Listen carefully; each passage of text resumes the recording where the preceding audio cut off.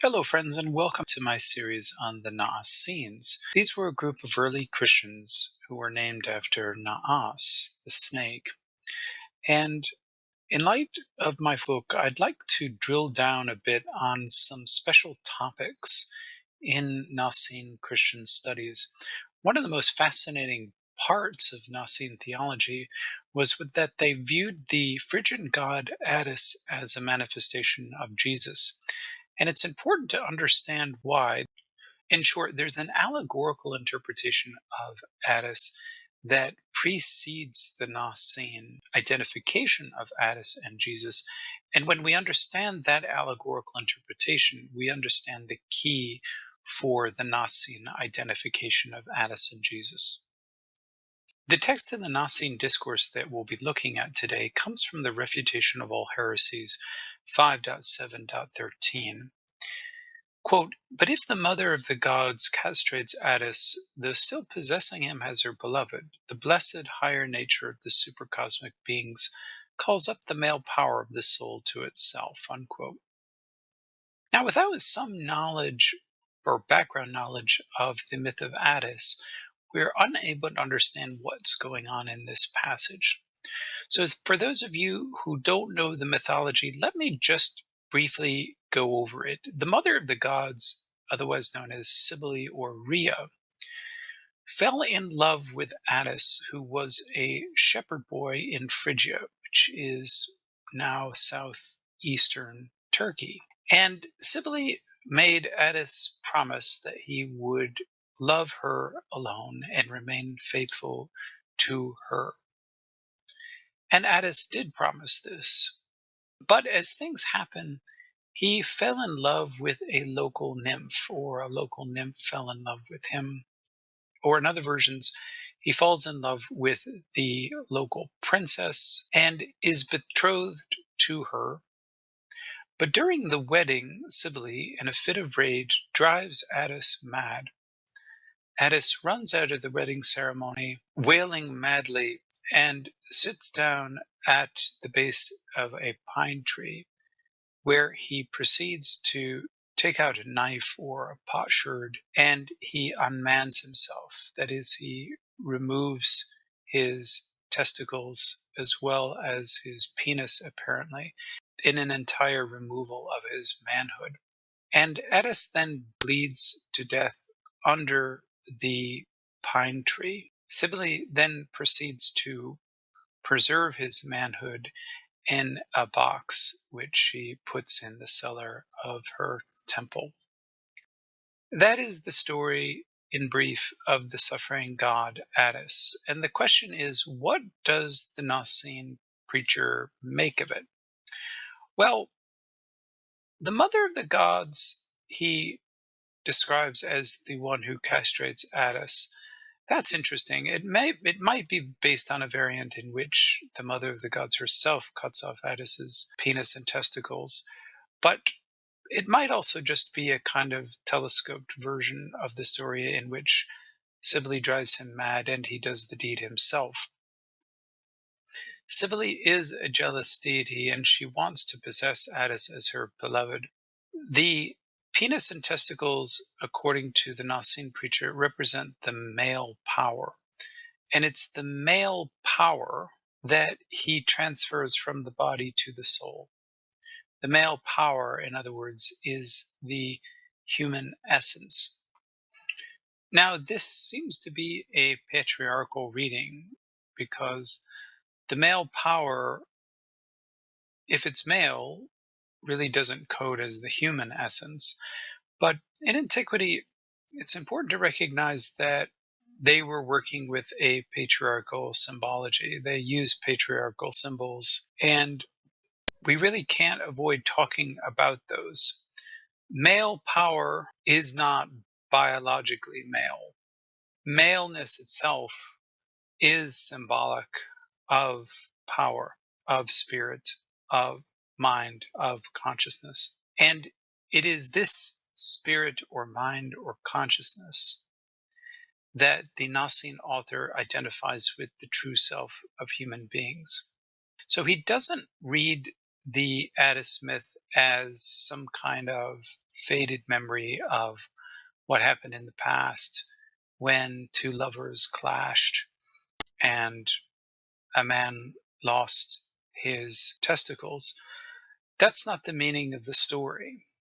The meaning of the story for the Nicene preacher is allegorical. He raises it to a spiritual level. None of these events really happened, but they represent God drawing up the male power of the soul, that is, drawing up the human essence, the real and true human within, and bringing it up to the supercosmic realm, the realm of pure being, away from this realm of matter, of flesh, and of other sorts of bodily substances. It is a utopian allegorical reading in which the true human exits this world. And it is on the basis of this allegory that the Nicene preacher feels able then to identify Attis as a manifestation of Jesus. For it is Jesus who is the great example of the true and pure human being who is able to transcend the flesh and rise to heaven as pure spirit. Perhaps the greatest image of the redemption of Attis is this plate of silver called the Parabo Platter, and it depicts Attis in a cosmic setting. We can't exactly see everything here, but obviously in the center we have Attis, who is in a chariot or chariot throne sitting next to Cybele, the mother of the gods, drawn by 4 lions who seem to be coursing through the air. The plate can be dated anytime between the 2nd century and the 5th century. Attis and Cybele are surrounded by 3 corybantes who are clashing their swords against their shields.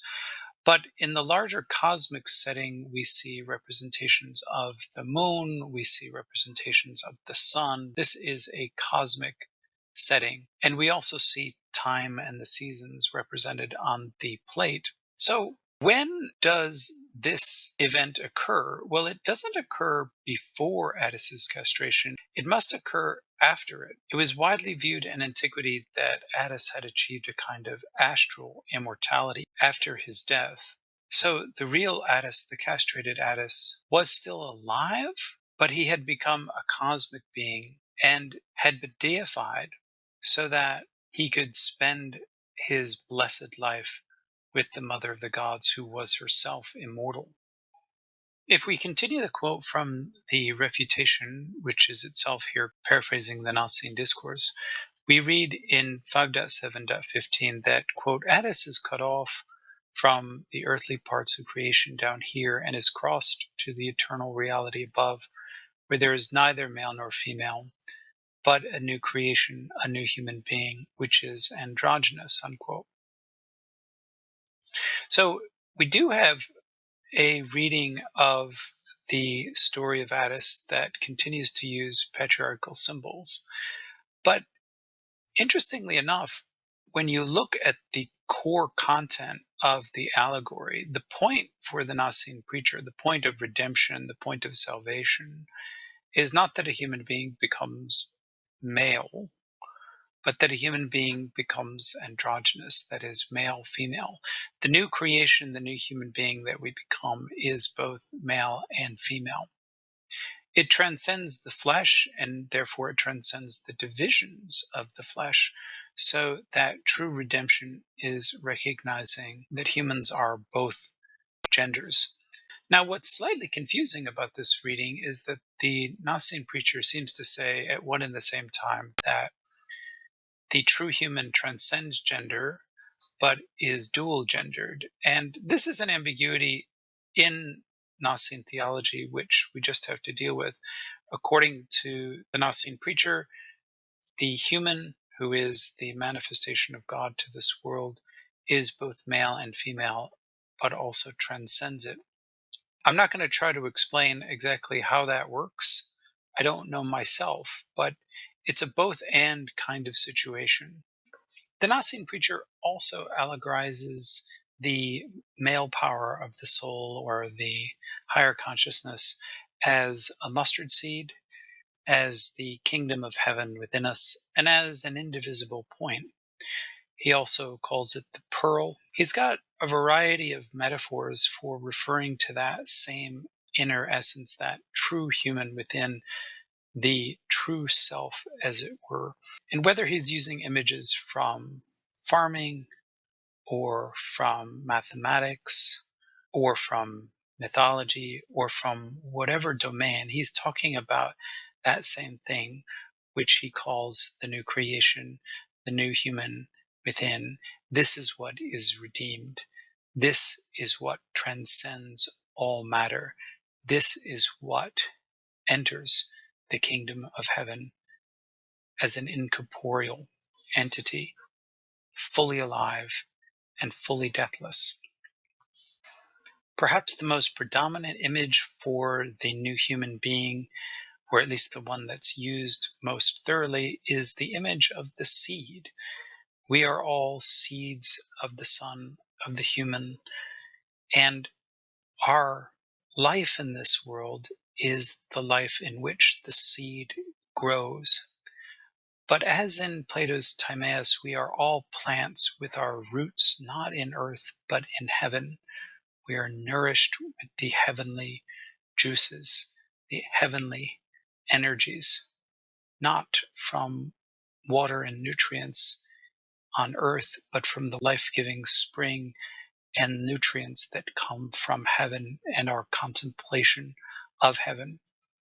As you can see, the Nicene preacher is a Platonist, and in some cases, even more Platonist than the Platonists were.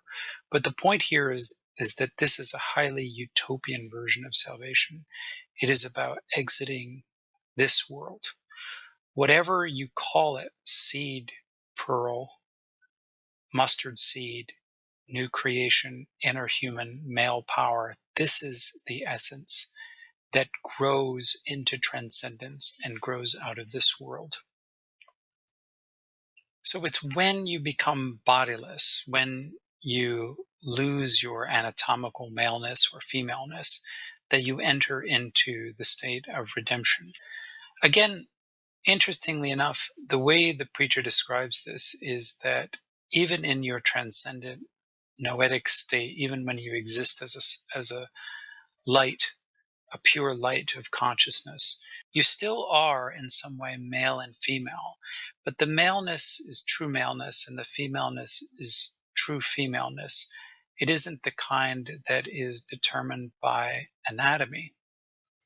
It has nothing to do with anatomy. It is a spiritual reality. That's why even in the spirit world, we retain our maleness and femaleness, or rather we fully realize our maleness and femaleness held mutually together at one and the same time in the upper world forever. I hope you've enjoyed watching this video. I know that in the modern world we are very, very far from Platonism, and so some of the concepts in this video might be new to you and unfamiliar to you. If you're interested in this topic, I encourage you to go and take a look at my new book on the Naceans. To all of you, thank you again and take care.